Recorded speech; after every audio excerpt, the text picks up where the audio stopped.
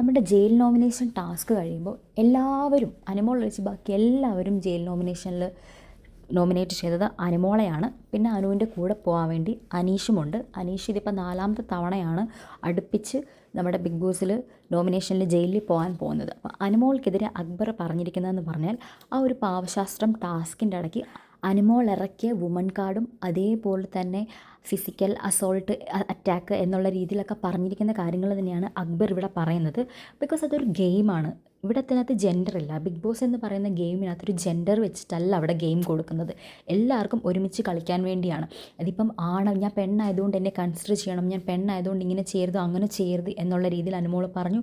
അതേപോലെ തന്നെ വേറൊരു പരാമർശം കൂടെ നടത്തി. അക്ബർ എന്ന് പറയുന്ന വ്യക്തി ഈ ഒരു ബസ്സിലൊക്കെ പെൺകുട്ടികൾ യാത്ര ചെയ്യുമ്പോൾ അവരുടെ പുറകിൽ നിന്ന് ശല്യപ്പെടുത്തുന്ന പൂവാലനില്ലേ, അതേപോലത്തെ വൃത്തികെട്ട ഒരു പരാമർശം കൂടി അക്ബറിന് അനുമോൾ കൊടുത്തിട്ടുണ്ടായിരുന്നു. അതേപോലെ കുറേ കാര്യങ്ങൾ ലൈവിൽ പറയുന്നുണ്ട്, ഒന്നും മനസ്സിലാവുന്നില്ല. ഫുൾ ബീപ്പിട്ടാണ് കേൾപ്പിച്ചുകൊണ്ടിരുന്നത്. എന്തൊക്കെയോ വൃത്തികെട്ടൊരു വാക്ക് അക്ബർ ഇവിടെ എടുത്ത് പറയുന്നുണ്ട്. അതെന്താണെന്ന് അറിയത്തില്ല.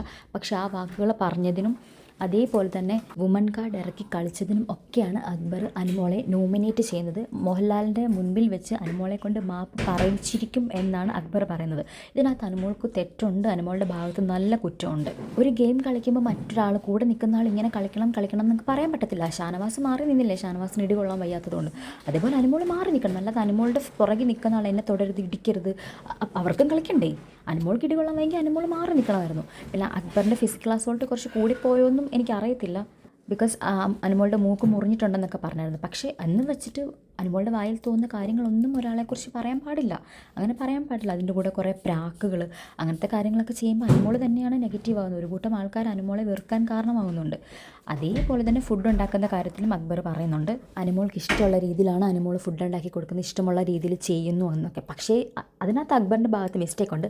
അക്ബറും ആര്യനും കൂടെ മനഃപൂർവ്വം അനുമോളെ ഫുഡ് ഉണ്ടാക്കി കൊടുക്കാൻ വേണ്ടി വിളിച്ചുകൊണ്ട് പോയിട്ടാണ്. എന്നിട്ട് അത് നെവീന് കൊടുത്തില്ല എന്നുള്ള റീസൺ പറഞ്ഞിട്ടാണ്. നെവീൻ ഓവറാണ്. നെവീൻ ഓൾറെഡി അനുമോളെ ടാർഗറ്റ് ചെയ്യുകയും ഇറിറ്റേറ്റ് ചെയ്യുകയും ചെയ്യുന്ന ഒരാളാണ്. ഇതിനകത്തൊരിക്കലും അനുമോളുടെ ഭാഗത്ത് മാത്രം തെറ്റില്ല. അക്ബറും ആര്യനും തെറ്റാണ്. അവർക്ക് ഫുഡ് ഉണ്ടാക്കി കൊടുത്തതിൻ്റെ പേരിലാണ് അനുമോൾ അത് കേൾക്കേണ്ടി വന്നത്.